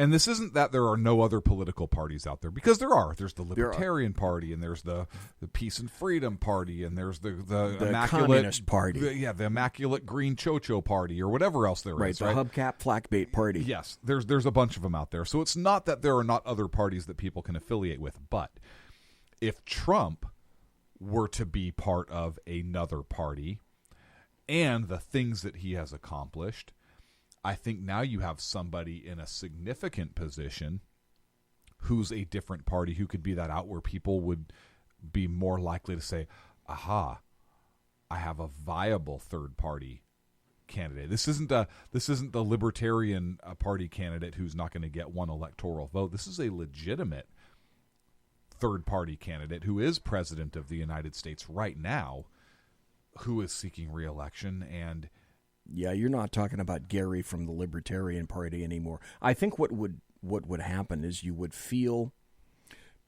because that's the reason why people don't vote third party now, or a lot of people don't vote third party now. Well, and they would feel, people have a fear now of being, it went from a noun to a verb. People would feel like they could potentially be Perot'd. Yes. From Ross Perot. But I think that folks would also discover that this could be, it's like removing the yoke from the shoulders. Mm-hmm. It's liberating. They're becoming unencumbered. It could be very liberating for them. Unencumbered. Unencumbered. That's a great word. De-yoked. De-yoked. You could be woke and de-yoked. And that they would potentially understand that they have the freedom to act and vote in the way they really want to, and they wouldn't have to face consequences at work for a third party, privately, for a third party candidate who could win. Yes, but that's why I think the argument would be he's still a Republican, because that's all they would have to say. That's all they would have. And yes, that would occur. But I could also see a very ready, because it's going to be about Trump and his ready response, and you have to make sure that if he goes this route, that he has to have all these responses preset in terms of, just like the Democrats, I gave the Republicans the option of running with me, and they ran against me. As a matter of fact, they even ran against me before I was. I didn't leave the party. I was the just party a left president. me. That Ronald Reagan. Yeah, somebody pointed that out earlier in the chat room, I think. It's just, even before I was the nominee, people were attempting to sink me. Then I was the elect. People were trying to sink me.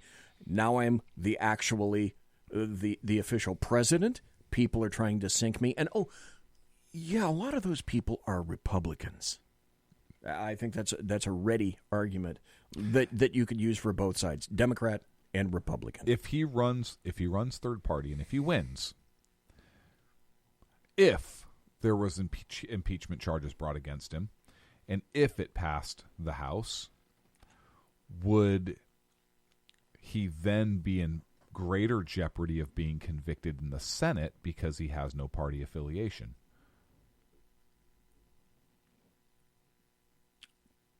Potentially, but we know how things can change when you have a great number of people moving in one direction. Yeah, and how many of those people would lose their seats to now the Clint-esque Republican party. If you change that, I mean, this could potentially be, and that's why I initially said it could easily be a month or two, or maybe more, before people organize to the point where they can unify a cohesive pushback against what he's trying to do. There's so many places, I submit, and so many options available. I submit that I don't think they could all agree on that. I don't either. And I submit that you would see the outcropping of a third party, whatever party, or the growth of an existing party if Trump went with that. I think you would see that party outgrow the Democrat and the Republican Party. I think you would start seeing within the next couple election cycles, I think you would start seeing more of, we'll call it federal because we went with that earlier. You would see members in the House of Representatives who are Republicans, Democrats, and Federalists, Clint-esque Republicans, Democratic Republicans, whatever they are, and in the Senate. And I think eventually that party, that will be the party of mainstream America, and you would see the Democrat and the Republican Party having to do some serious soul searching, and it may be the death of both parties, and it could be the death of the party system, period. But that's what I truly think would happen. Okay. But let me throw this out as well. I think the people that voted for Trump in 2016 are going to do the same thing in 2020. For the most part, yeah. Plus. Yep. I think the people on the Democrat side who Brandon Straka brilliantly identified, and then he's giving them the opportunity to, what he does, I think, is a mastermindish kind of thing. He doesn't make their story for them. He gives them the opportunity, make a video, tell me why you walked away, and personalize it for yourself. Now post it on your site. He's got hundreds and hundreds of videos. Black Americans, pink, purple, burnt umber, melanin count doesn't make a difference. Male, female, LGBT, it doesn't make a difference. Then you've got to factor in the people that have walked away. Mm-hmm. Then you've got to factor in the people that have decided, Blexit, screw it. Then you've got to decide the people that have gone Jexodus or Jewett, or Jexit, I should say. Yeah, apparently the Democrats are attempting to go out of their way to offend the Asian contingent. Okay, they'll come up with a hashtag themselves, but now you have another order of people who are upset with the way things are.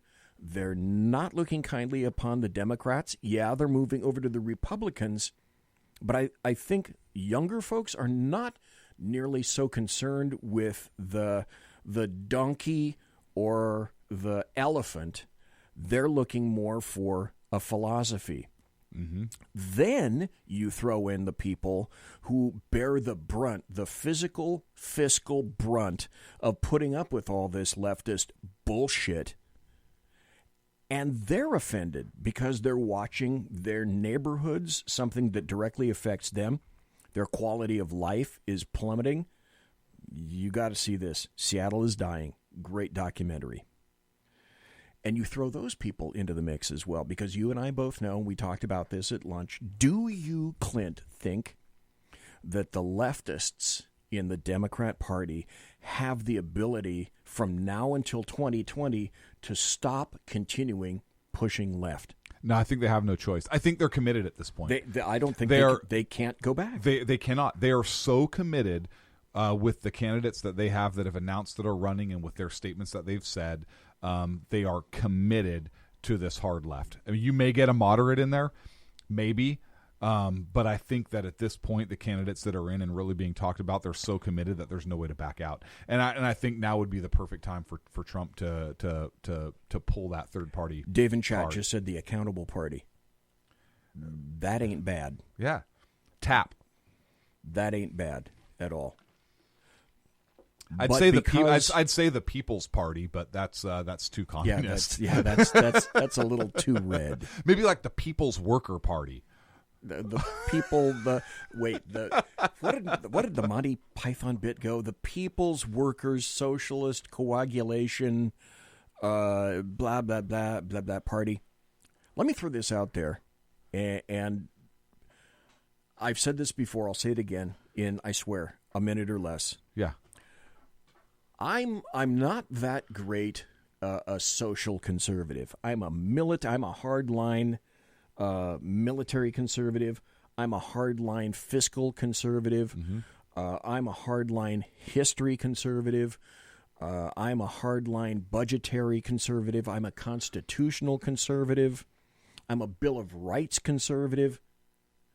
And I really didn't consider much about abortion until, just like Donald John Trump, the guy with the dead orange cat on his head, pulled me to him, and then I stayed with him because the more he was assaulted on every front, I finally realized they're not assaulting him. They're assaulting me. Mm-hmm. He's in their way to get to me. And in a way, he's taking all the crap for me. Mm-hmm. Then, when I'm watching leftists in 2018 and 2019 pushing the envelope and saying, well, not only do we want hot and cold running abortions, but if a baby is born, kill it. Yeah. Yeah, it's not. Are you fucking kidding me? You wanted to make an a pro-life person out of me? You wanted to make abortion a big issue with me now? Yeah, you've pulled me into that camp. Screw that. How can anyone in any form of conscience, with any form of conscience, consider remotely that's infanticide? Mm-hmm. How can a society continue when they embrace infanticide? Who embraces infanticide? Leftists and Democrats. That's just insane. And that's another issue that's going to pull people away. There's people are talking about a bunch of party names here in the chat room. How's about the Federal Union Constitutional Party, the fuck party? Yeah, Federal Union constitutionally, we have to have constitutionally kick ass. Okay, all right, okay, just like the Shad Show, right. The Dave Milner makes a Monty Python reference, the Party of Silly Walks, stolen from the Ministry of Silly Walks from Monty Python. But I think this video, with the taxpayers in concert with Choice Party, the things that have occurred recently, and the fact that you and I both know leftists are not going to pull back. The 1776 Party.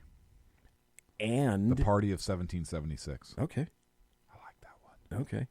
And we know that some losing piece of tripe like Jeb Bush is not going to go anywhere. I have a brilliant idea. Okay. Another brilliant idea. Actually, I want to capitalize on my brilliant idea we've been talking all show about. You know what we might have to do? What's that? Trademark my idea. You were talking about marketing. Yeah. After the show, maybe you and I need to sit down and try to figure out a logo for this and somehow see if we can summarize graphically what you said. I think it might be able to be done. It will take some clear thinking, but if Brandon Straka can start a hashtag, the right one, why can't we? So how about this? We're talking about what to name the party Trump could run as. About it. What about if Trump just went undeclared?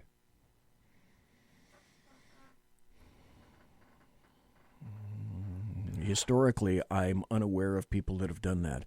I don't know of anybody. If he came out and said, you know what, I don't want to be part of a party. I believe in George Washington's words that parties destroy.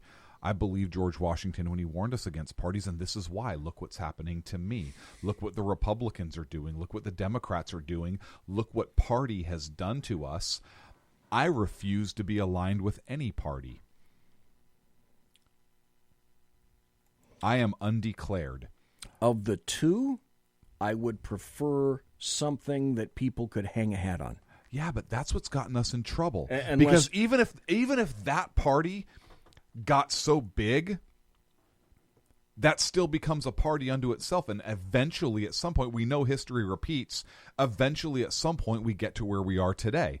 So we always lecture people about paying attention to history and learning from history and making sure history doesn't repeat. So why advocate President Trump take a party at all? I submit that he should just run. Could you get away with calling it the undeclared? I wouldn't call it anything. I am undeclared. I'm not a member of any party anymore because look what party politics has done to this country. I want to bring people together. Republican, Democrat, look at the division in this country right now. And this would be him talking. People say that I'm divisive. I'm not divisive. I always try and bring people together. Look at my words. I try and bring people together. This is what I do. I try and do this. But I can't do this for whatever reason. People say this. This side says this. I don't want to be part of any party. I just want to be me. And I want to be me because I care about this country, this wonderful country that we have. I care about you, the taxpayer. I care about everybody in this country. I want to protect our country. I want to protect us as Americans. And I'm running as an American. I'm not running as a Republican. I'm not running as a Democrat. I'm not running as an independent. I'm running as an American, and I ask that you to vote for me. How about That's this? his pitch. How about this? The American Party. Why call it a party at all? I hate to be as base and craven as this, but I think you would need to have a name. For what? For what purpose? For marketing, I believe. There's no marketing. Trump is the market. His presidency is the market. I think you still have to market. But it's all about the politics and how you market people, because that is not going to stop. We could keep doing this for another half hour, couldn't we? Oh God, I know we could. Oh my God, it's 10 o'clock because already. and the reason that I liked hearing what you said at lunch, and the reason that I thought that we should continue this is because it opens so many doors and so many different directions that we could go, that I think we could logically keep going on this for another half hour. But folks, we can't. Alas. We're going to have to go. But because it's our show and we Look at the chat. The Arse Party?